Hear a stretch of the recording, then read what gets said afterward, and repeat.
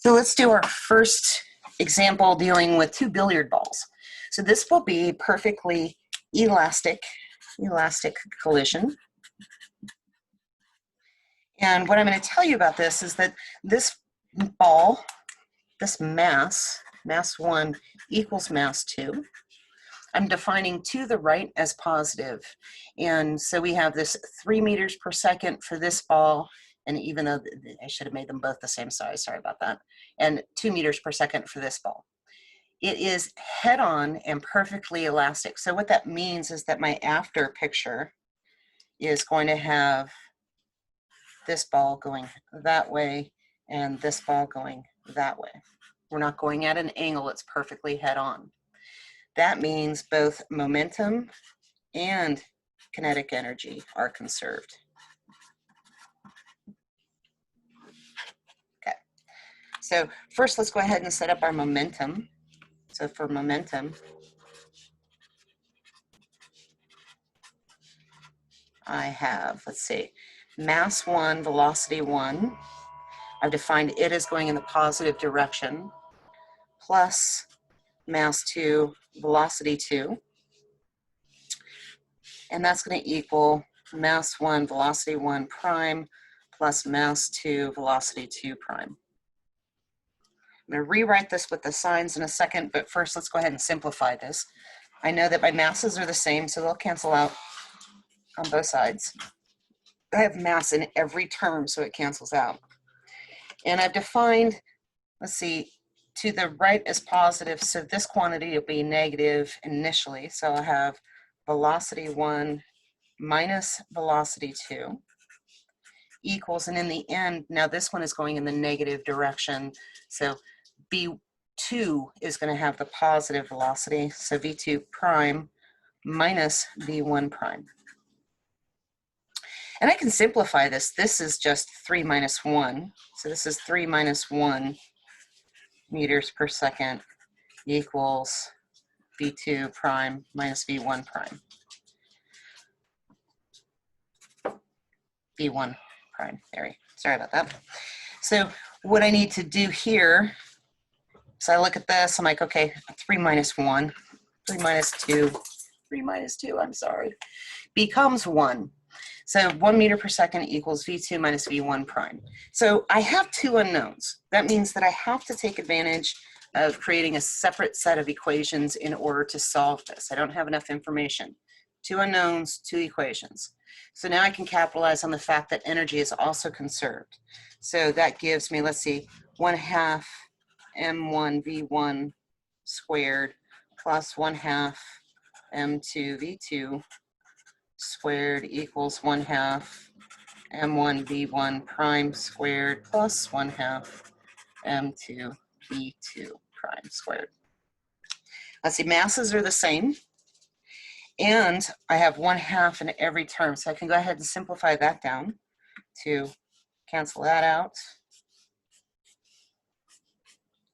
And notice there are no negative signs. I'm not going to input any negative signs in here. That's because these are scalar quantities.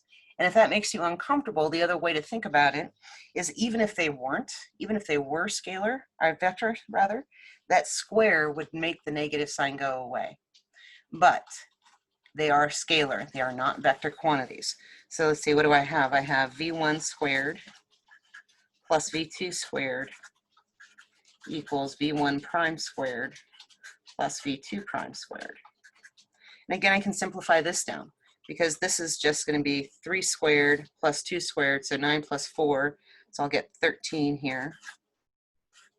If you want to go meters per second squared equals V1 squared plus V2 prime squared. Good. So now let's simplify this, make this more obvious, that this becomes then, let's see, 1 meter per second equals V2 prime minus V1 prime. Now what I'm going to do is, let's see, I'm going to move V1 prime over here and the 1 meter per second over there, just because that's what I feel like doing.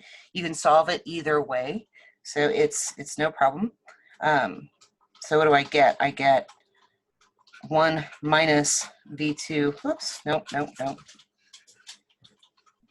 Yeah, I get v1 prime equals v2 prime minus 1.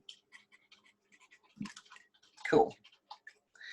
Now I can put this into this equation. I'm going to be down to just one variable, which will make this solvable, which is the goal. So I can rewrite this. I'm going to leave the units off so it doesn't get quite so cluttered. But 13 equals, let's see, I am squaring that, so let's just go ahead and write it out. v2 prime minus 1 times v2 prime minus 1. Again, this is just a substitution. I've let momentum define for me what that velocity is. So I could write it in terms of v2. So I can use that with the v2 prime squared. Now I have just one variable. So let's see, that gives me 13 equals v2 prime squared. So this velocity times that velocity. Actually, let me do this in two different colors.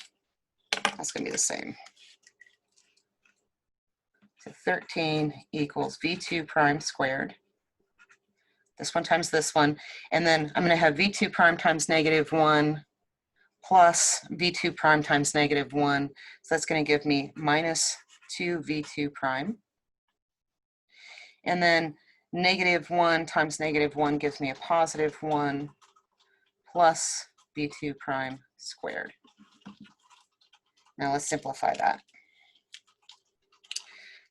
That gives me, let's see, I'm going to have a v2 prime squared and a v2 prime squared. So, and I'm going to move this 13 over. So we'll start with 0 equals 2 v2 prime squared minus 2 v2 primes, just keeping that. Now if I move the 13 over here, that's plus 1 minus 13, so minus 12. And then the one thing I like to do is simplify this. I have 2 in every term, so I know that if I rewrite it, it's going to be a little easier to see what's going on here. So I'll get 0 equals, I'm going to divide everything by 2. So I get v2 prime squared minus v2 prime minus 6. So this is a quadratic that I can factor out to figure out what my zeros are. That will give me the answer to my final answer, and to my v2 prime. And one thing I can notice is that this value is 6, and 3 times 2 is 6.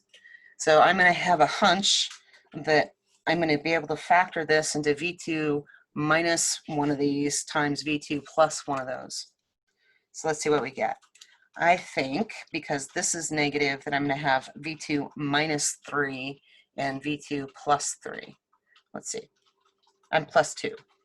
So I have, let's see, v2 prime. If I go minus 3 times v2 prime plus 2. Now, if that wasn't instantly obvious to you, it's okay. There are tools that you can use to factor this, but you do want to get comfortable with working with numbers like that. So can I check this out? Let's double check my math, make sure my guess was correct. And I would get v2 prime squared. Let's see, that's that times that, plus 2 v2 prime minus 3 v2 prime minus 6. So I look at this, there's my minus 6, negative 3 plus 2, that is indeed negative 1, so I was correct. So what does that tell me? That tells me that this v2 prime minus 3 equals 0 and v2 prime plus 2 equals 0. So that means that I have two options here. v2 prime can equal 3, or v2 prime can equal negative 2. Well, let's see, is negative 2 realistic? I defined to the left as negative. So if this is initially going to the left at 2, for it to continue on, it would have to like warp through 1. So that's not possible. It can't just pass through it and emerge on the other side with the same velocity. That means it has to be going back this direction. So that means that this v2 equals this 3. Now let's go ahead and put our units in, meters per second. So V2 equals, ooh, the 3 meters per second. So what is all this, the purpose of that?